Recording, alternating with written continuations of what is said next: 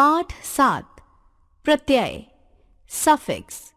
उपसर्गों की ही तरह प्रत्यय भी भाषा के छोटे छोटे खंड या शब्दों के अंश हैं, जो शब्दों के अंत में लगकर नए नए शब्दों की रचना करते हैं।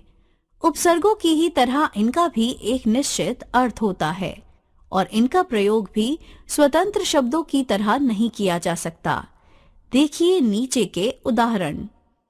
मूल शब्द जमा प्रत्यय नया शब्द, भव्य जमा ता भव्यता, पंडित जमा आयन पंडितायन, राष्ट्र जमा ईय राष्ट्रीय, मित्र जमा ता मित्रता, प्यास जमा आ प्यासा।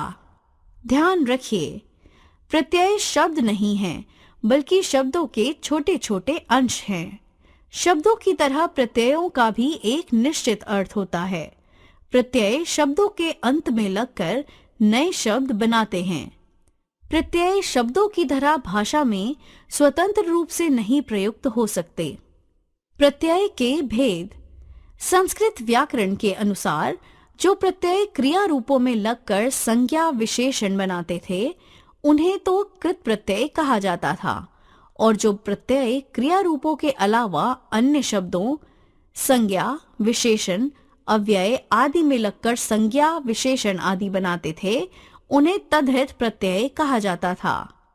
इसी आधार पर हिंदी के प्रत्ययों को भी हम दो वर्गों कृत प्रत्यय तथा तद्धित प्रत्यय में विभाजित कर सकते हैं।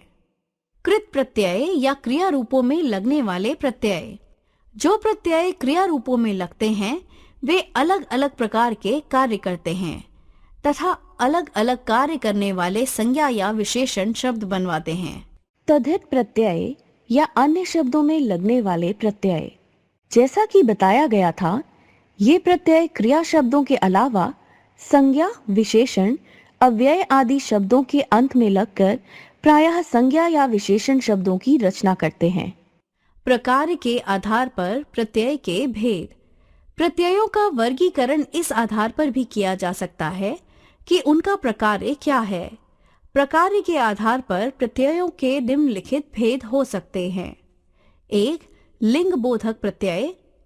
पुल्लिंग शब्दों से स्त्रीलिंग या स्त्रीलिंग शब्दों से पुल्लिंग बनाने वाले प्रत्यय इस वर्ग में आते हैं। संज्ञा से विशेषण बनाने वाले प्रत्यय। 3.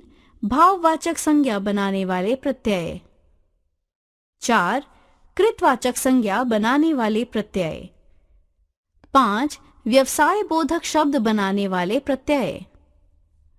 6. स्थान बोधक शब्द बनाने वाले प्रत्यय। 7.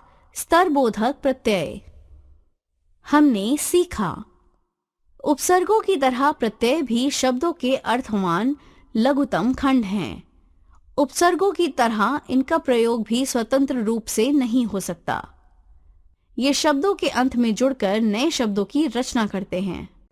संस्कृत परंपरा के आधार पर प्रत्यय के दो भेद होते हैं, कृत प्रत्यय तथा तद्धित प्रत्यय।